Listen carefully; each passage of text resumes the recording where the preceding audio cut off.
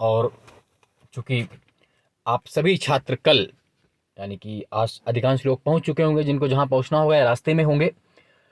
तो आज का जो वीडियो बनाने का मकसद है, ये आपको अंतिम समय यानी कि कल आपका एग्जाम होना है, तो उससे पूर्व आपको क्या सावधानी बरतनी। देखिए, एक तो आपने बहुत कुछ पढ़ रखा होगा अभी तक, तो बार बार अधिक पढ़ने की आवश्यकता नहीं है। आप चाहें तो उसको रिवाइज कर सकते हैं, नहीं तो फिर आप अपने हिसाब से देख लीजिए। तब ज़्यादा बोर होने की आवश्यकता नहीं, क्योंकि कल आपका एग्जाम है। अपने पेपर सेंटर पर आप समय से पहुंचे, क्योंकि कहीं पर बारिश, कहीं पर पानी की समस्याएं हैं। तो अधिकांश लोग आज ही पहुंच जाएं तो ज़्यादा बेहतर होगा।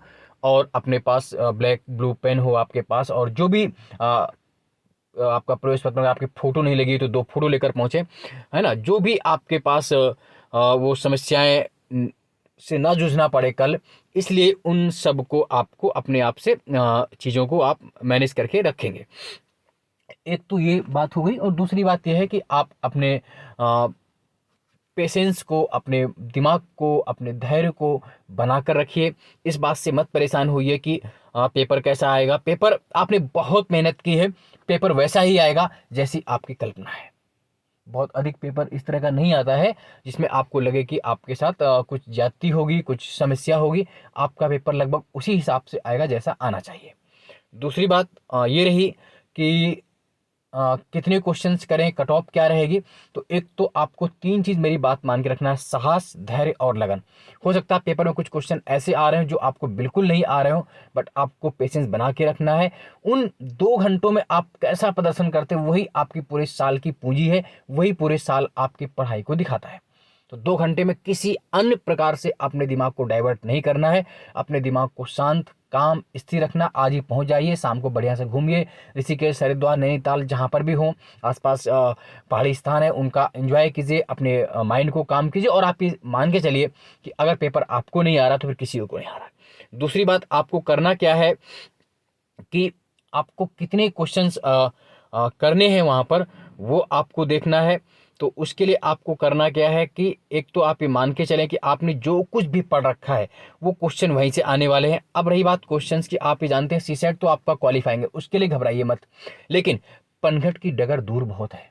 उस दूर से क्या करना है कि जो जीएस के क्वेश्चन 150 हैं, उसमें से आपको ये प्रयास करना है कि पहली बार ऐसे क्वेश्चंस करिए जिनमें आप श्योर आंसर लगा सकते हैं, जिनमें आपको पता है कि नहीं ये क्वेश्चन होगा। और हो सकता है 150 में जब आप करने जाएं तो पहली बार आपको 70 क्वेश्चन या 60 क्वेश्चन भी मिले। मैं मिनिमम की बात कर रहा हूँ, कोई कोई तो 90-100 भी कर लेगा। अगर 60 से 70 क्वेश्चन भी आप फर्स्ट टाइम में सही कर पा रहे हैं तो आपको घबराने की आवश्यकता नहीं है। 60-70 भी कर पा रहे हैं, ये आपकी वो क्वेश्चन हो जिनको आप बिल्कुल सत्य मानते हैं। हाँ, इनसे अगर नीचे जा रहे हैं तो जरूर कुछ समस्या हो सकती है।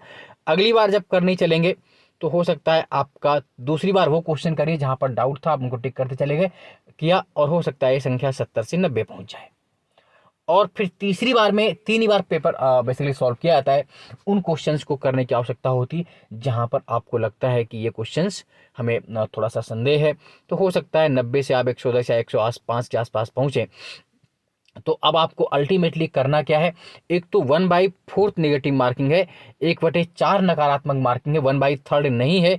तो इसलिए आपको गैस भी ज़्यादा लगाना है, आपको कैलकुलेटिव रिस्क भी लेना है। उस रिस्क में क्या होगा, 4 ऑप्शन है। उन 4 ऑप्शन में अगर 2 को आप हटा पा रहे हैं कि इनमें से आंसर है, तो आपको कोई ना कोई आंसर इन दोनों में से टिक करना होगा, और उसको जरूर करिए। और क्वेश्चन चूंकि 1/4 नेगेटिव मार्किंग है, अगर आपके 4 में से 3 गलत, 1 सही, तो ही बैलेंस होगा। तो प्लीज़ बहुत कम क्वेश्चंस मत करें कि आप 100 क्वेश्चन श्योर हैं और करके चले आ रहे हैं, या 90-95 करके चले आ रहे हैं। उस तरह से यहाँ काम नहीं चलने वाला है। अगर आप, हाँ, अगर आपके क्वेश्चन बिल्कुल सही 110 के आसपास, आप 100 से 110 कर ले रहे हैं, आप 105 से 100, तो फिर आपको क्वेश्चन करने की आवश्यकता नहीं है। लेकिन अगर डाउट है तो आप क्वेश्चन को लगभग जितना अधिक से अधिक हो सकता है वहां तक खींचने का प्रयास करिए। अगर आपको लग रहा है कि आपने 90 क्वेश्चन सही कर लिए हैं और बाकी नहीं, तो आप क्वेश्चन को बढ़ाइए, रेंज को बढ़ाइए, ताकि अगर निगेटिव मार्किंग में भी अगर 2-3 क्वेश्चन आपके, हाँ, लेकिन तभी करिए जब उनमें से आप 2 ऑप्शन हटा ले रहे हैं पूरी तरह। तो आप अगर 2 ऑप्शन हटाने के बाद 2 ऑप्शन आपके पास बच रहे हैं और आपको पता है कि आंसर इनमें से कोई है, तब तो आपको अपने क्वेश्चन की रेंज जहां तक बढ़ा सकते हैं, 130, 35, 40, 45, जहां तक पहुंच सकते हैं, अगर 140 तक पहुंच पा रहे हैं तो पहुंचिए। लेकिन ये तभी करना है जब आप ए बी 4 ऑप्शन में से एक ऑप्शन को मतलब 2 ऑप्शन को आप मानना है कि आंसर बिल्कुल नहीं है, इन 2 में से है, हमको पता नहीं है, तो आप वहाँ तक क्वेश्चन करें, चूंकि नेगेटिव मार्किंग में रहेगी। और रही बात कट ऑफ की, तो कट ऑफ आप ये मान के चलिए कि 100 के आसपास रहने वाली है यूआर की, बाकी की उसी हिसाब से कम ज़्यादा देख लेंगे, लेकिन आप कट ऑफ 100 के पास मानिए। धैर्य रखिए, पेशेंस रखिए, आपने बहुत पढ़ा है, काम रखिए, बढ़िया सा कुछ मीठा या नमकीन जो भी अच्छा लगता है वो खा लीजिए। पिन, पेंसिल, रबड़ जो भी आपको आवश्यकता है, प्रवेश पत्र पर फोटो हो या नहीं, एक आईडी कार्ड लेकर के पहुंचिए, आपकी जय होगी, विजय होगी। बहुत कुछ आपने पढ़ा है, बस आज आपको उसको एग्जाम हॉल में बड़े धैर्यपूर्वक, बड़े पीसफुली उसको देने की आवश्यकता है। उन 2 घंटों में ही आपका पूरे साल का भविष्य या पूरे जीवन का भविष्य छुपा हुआ है।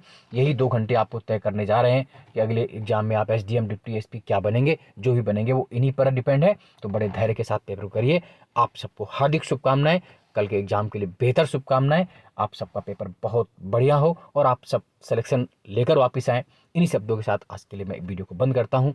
धन्यवाद। जय हिंद, जय भारत।